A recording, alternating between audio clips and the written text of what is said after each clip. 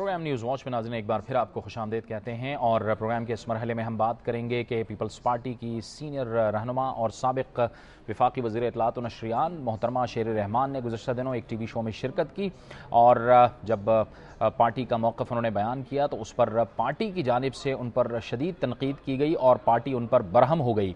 सफदर अब्बासी के साथ साथ मोहतरमा शेर रहमान को भी शो कॉज जारी किया गया और इसके साथ साथ जो उन्होंने कहा या जो उन्होंने प्रोग्राम में शिरकत की उस पर शदीद रद्द अमल का इजहार किया गया।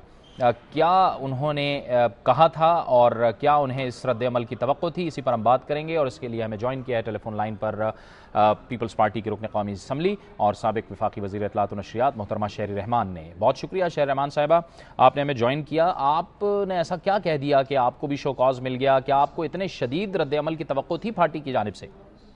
नहीं जी, जैसे आपने कहा मैं अभी भी मुझे 10 साल के बाद इस पार्टी की मुस्तकिल खिदमत करने के बाद मुझे समझ नहीं आ रहा है। मैं बिल्कुल जैसे शौक में होता है इंसान, मैं अभी भी शौक में हूँ कि हुआ क्या ये कि 10 मिनट मैंने एक प्रोग्राम पे बगैर मतलब कोई दानिस्ता प्लान के साथ नहीं, बगैर सोचे कोई बात की कि जी वो भी पार्टी का मौक़िफ़ बयान किया, मौज़्ज़फ़ बात की कराची में अमन के हवाले से। और क्योंकि मेरा हमेशा मौक़िफ़ रहा है कि हमें इत्तेदाल का रास्ता नहीं छोड़ना चाहिए।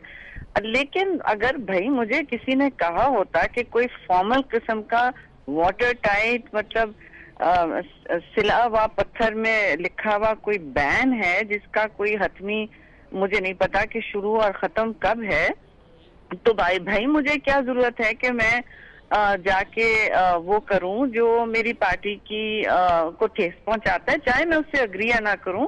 आप सियासत में जब कलेक्टिव काम करते हैं या इज्तिमाई जिम्मेदारी किसी चीज की लेते हैं तो इज्तिमाई होती है वो बात और हम मेजॉरिटी की बात फिर पर तकवा करते हैं। लेकिन ये मुझे समझ नहीं आया नंबर 1 कि ये बैन लगा किस तरह।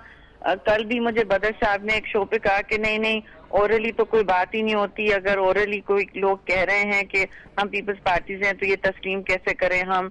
और दूसरे वो सिंध की कोई मिनिस्टर हैं जो पता नहीं उनकी पीटी से क्या वाकफियत है, एकदम से कि वो आके कहने लगी उसी शो पे कि नहीं जब क्राउड जज्बाती हो जाता है, वर्कर जज्बाती हो जाता है तो यही करता है। तो यानी कि इसकी बहुत ही शॉकिंग मजम्मत के बजाय शॉकिंग इंडोर्समेंट की जा रही है कि ये सही तरीकेकार है।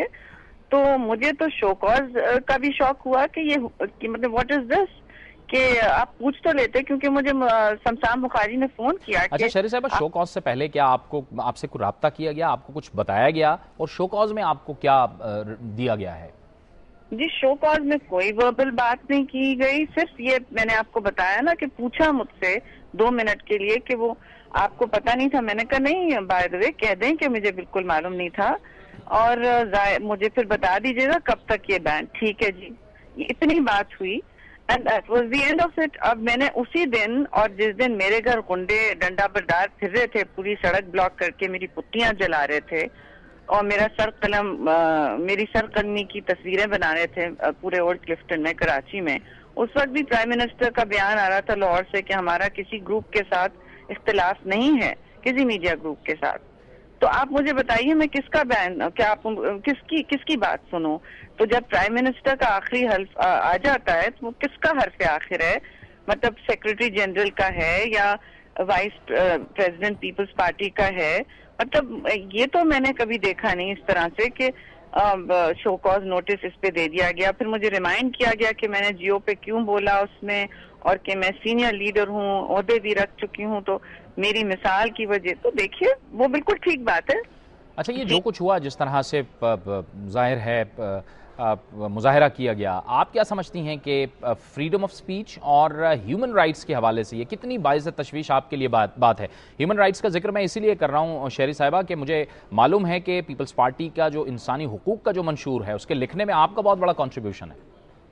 देखिए ह्यूमन राइट्स और फ्रीडम ऑफ स्पीच, आज़ादी इजहार, सारे बुनियादी जितने भी हुकूक हैं इनके लिए पीपल्स पार्टी ने और मोहतरमा शहीद ने अलम उठाया हुआ था। हक का अलम जिसके हाथ में होता है उसकी बात मानी जाती है, अवाम और नास उन्हीं को कायद समझते हैं और इसी की वजह से मोहतरमा शहीद की جو آپ نے دیکھا 18 اکتوبر کو جب وہ واپس آئی تھی، مقبولیت آپ کو نظر آ رہی تھی اور جینوئن ایک آپ نے سیلاب دیکھا تھا عوام کا جو ان کا مستقبل کرنے آیا تھا.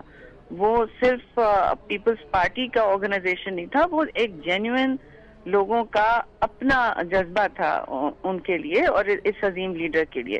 تو میرا یہ کہنا ہے کہ اس پارٹی کا منشور آدھے سے زیادہ تو میں نے لکھا ہے، خاص طور سے ہیومن رائٹس کے حوالے سے. جیسے میں نے کل بھی کہا، جاوید لغاری صاحب میرے ساتھ اور کمال اصفر، ہم تینوں نے لکھا ہے اس منشور کو، اور میں پالیسی ہیڈ تھی پارٹی کی. لوگوں کو یہ نہیں پتا کہ پالیسی میٹرز یہاں بہت وزن دیا کرتی تھی محترمہ شہید. تو میں نے ساری پالیسیز سے واقف ہوں. میں انفارم ان کو کرتی تھی کہ بیوی ہماری اس وقت یہ پالیسی میں اگر کوئی تبدیلی ہے، رد عمل ہے، بتائیے حالات کے حوالے سے. تو ہمارا ڈیلی انٹریکشن پالیسیز پر ہوتا تھا. میری تو بہت ذہن میں وضاحت ہے کہ فریڈم آف سپیچ اور ہیومن رائٹس کیا ہوتے ہیں. بہت بہت شکریہ شیر رحمان صاحبہ. اپنا رد عمل دے رہی تھیں جو انہیں پارٹی کی جانب سے شوکاز جاری کیا گیا ہے. اگر آپ اپنی رائے ہمیں بھیجنا چاہتے ہیں یا کوئی کامنٹ بھیجنا چاہتے ہیں تو ہمیں لکھیے. ہمارا ای میل ایڈریس ہے nw@duniatv.tv. نیوز واچ سے جاوید اقبال کو اجازت دیجیے. کل انشاءاللہ دوبارہ ملاقات ہوگی. اللہ حافظ.